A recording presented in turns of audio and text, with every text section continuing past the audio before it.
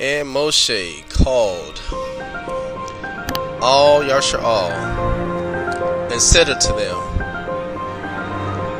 Hear, O Yasha'al, the statutes and judgments which I speak in your ears this day, that ye may learn them, and keep and do them. Ayah, our power, made a covenant with us in Oreb. Ayah made not this covenant with our fathers, but with us, even us, who are all of us here alive this day.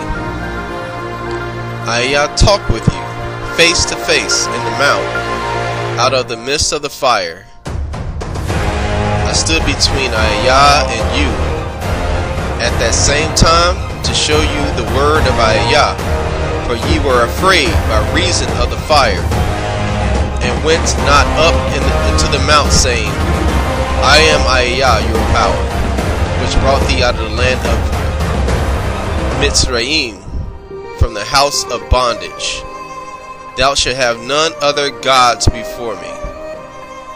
Thou shalt not make thee any graven image or any likeness of anything, in italicized. So stop going around with those charms and everything. Again, in chapter 4, he said the same thing. That is in heaven above, or that is in the earth beneath, or that is in the waters beneath the earth. You hear that? The waters beneath the earth. Thou shalt not bow down thyself unto them, nor serve them, for I, Ayah, your power, am a jealous power, visiting the iniquity of the fathers upon the children, unto the third and fourth generation of them that hate me, and showing mercy unto thousands of them that love me, and keep my commandments.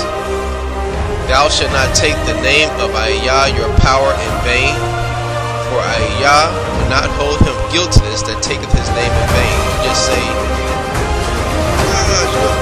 God is nothing to anybody. So when you say good God, that's nothing. You're not saying anything. He has a name, but what they did was they took his name out of the Bible and replaced it with God and Lord God. So when somebody say, don't take his name in vain, because you say good God, then you're not saying anything. You know, it doesn't mean anything. Ayah, or Yah is his name.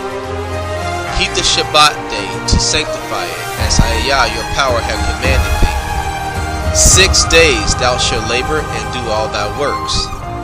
But the 7th day is the Shabbat of Ayah, your power. In it thou shalt not do any work, thou, nor thy son, nor thy daughter, nor thy manservant, nor thy maidservant, nor thy ox, nor thy ass, nor any of thy cattle, nor thy stranger that is within thy gates, that they may serve it, and thy maidservant may rest as well as thou. Look, there shouldn't be any work done that day. And you know, right now we're in our captivity, and I understand that some of you have to go to work. I gotta do it sometime, but you know, at all means necessary, you shouldn't be working on the Shabbat on the 7th day. And it goes for, if you have a maid in your house, it goes for your kids, or anybody. You shouldn't be working on the Shabbat. And remember that thou wast a servant in the land of Mitzrayim, and that Ayah, your power, brought thee out thence through a mighty hand and by a stretched out arm. Therefore Ayah, your power, commanded thee to keep the Shabbat day. Honor thy father and thy mother, as Ayah, your power, have commanded thee, that thy days may be prolonged, and that it may go well with thee in the land which Ayah, your power, giveth thee. You know, you honor your father and mother by just showing your love for them and just being obedient to what they say. Thou shalt not kill. You know, don't murder. You know, I understand manslaughter, but thou shalt not kill. Don't sit there and plan out murdering somebody. Neither shalt thou commit adultery. You know, don't sleep with anyone's wife, and women don't sleep with anyone's husband. Neither shalt thou bear false witness against thy neighbor. You know, don't lie on your neighbor. Don't bear false witness for gains or whatever you're lying about. Neither shalt thou steal. You know, just don't steal. Neither shalt thou bear false. Okay, neither shalt thou desire thy neighbor's wife. Don't be covetous for your neighbor's wife. Neither shalt thou covet thy neighbor's house, his field, or his manservant, or his maidservant, his ox, or his ass, or anything that is thy neighbor's. What that means is, you know, modern day terminology, like I said, that just means don't look at somebody, you know, for what they have. You know, if they have more than you, like if they got a new car, a new house, new furniture, new swimming pool, don't covet after that. You know, just congratulate him, thank him for what he has, you know, and that's it. But don't covet what he has. That brings about feelings in you and makes you do certain things sometimes. Sometimes they don't inspire you, understandable. You know, if you can try to achieve that, but don't dwell too hard on it. These words Yah spake unto all your assembly in the amount of the midst of the fire, of the cloud, of the thick darkness, with a great voice, and he added no more. And he wrote them in 2 tablets of stone, and delivered them unto me. So what's happening is, it's just a reoccurrence. I mean, he's just telling again about how he received the 10 commandments from the Most High. And it came to pass, when you heard the voice of the midst of the darkness, for the mountain did burn with fire, that ye came near unto me, even all the heads of your tribes and all your elders. And ye said, Behold, Yah our power hath showed us glory and his greatness, and we have heard his voice out of the midst of the fire. We have seen this day that our power doeth talk with man, and he liveth. And this is a great verse, because a lot of people sometimes when they get down and pray, you know, they always want to see a visual of the Most High. Or, you know, we're a visual people, we're humans. But it's good to see that he showed himself unto us and unto our ancestors, and this is something that Moshe could write down. So as we read in this Bible right now, we can see that it is, we can't communicate with the Most High. Sometimes he communicates with us in dreams and in visions. And, you know, when you get down and pray and ask for him, sometimes he may manifest himself. Who knows? But, you know, at least you do know that he is able to be communicated with. He's not an isolated power.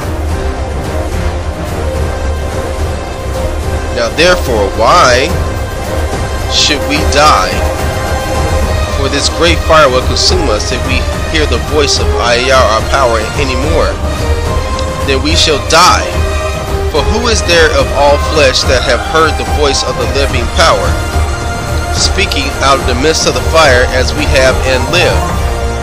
Like, who has ever heard the Most High speak and lived to see the day to do it? The creator of this universe, and we as the Israelites were able, he loves us so much that he's able to sit down and communicate with us, even though we're flesh and we sin and we do all this type of stuff. Who are we? We should be honored and just absolutely amazed that he would just pick us out of any people. As much crazy stuff as we do, as stiff-necked as we are, you know, he still loves us, and that's why he created us to be above all peoples of the earth, so we can obey the statutes and commandments of the Most High. Go thou near and hear all that Yah our power shall say, and speak thou unto us all that Yah our power shall speak unto thee, and we will hear it and do it. We Israelites were so afraid of the Most High, the tremblings. You know, just imagine him creating the universe and just the power that he has, and our ancestors were scared to see him, so they chose Moshe, General Moses, to be the intermediary between us and the Most High. And you know, because they didn't want to speak with the Most High directly, so they chose Moses to speak to us. And Ayah heard the voice of your words when ye spake unto me. And Ayah said unto me, I have heard the voice of the words of this people, which they have spoken unto thee. They have well said all that they have spoken. Oh, that they were such an heart in them, that they would fear me, and keep my commandments always, that it might be well with them, and with the children forever. Go say to them, get you into your tents again. But as for thee, stand thou here by me, and I will speak unto thee all the commandments, and the statutes, and the judgments, which thou shalt teach them, that they may do them in the land which I give them to possess it. Ye shall observe to do therefore as Ayah your power have commanded you. Ye shall not turn aside to the right hand or to the left. Ye shall walk in all the ways which Ayah your power have commanded you, that ye may live, and that it may be well with you, and that ye may prolong your days in the land which ye shall possess. So, pretty much in Deuteronomy chapter 5, it's just a thought. It's just a thought back of, again, when we was coming up out of Egypt, and when the Most High gave us Moshe the 10 Commandments, and we are the chosen people. He's never given the commandments to anybody else. He's always given it to us for us, so we could be the example to the world on how to serve the Most High. Now it's the other way around. Now we have the Gentiles and the heathens throwing their gods at us and showing us how to worship their gods. But it never has been like that. It's always been, we as the Israelites have been His people, and we're supposed to show the world and how to serve Him. But since these curses are upon us, you can see just how far it's gone. But now that Israel is starting to awaken, we have to show the people how to serve the Most High. This your boy, Yah's Chosen One. I'll get back with you guys on Deuteronomy chapter 6. Love y'all. Shalom.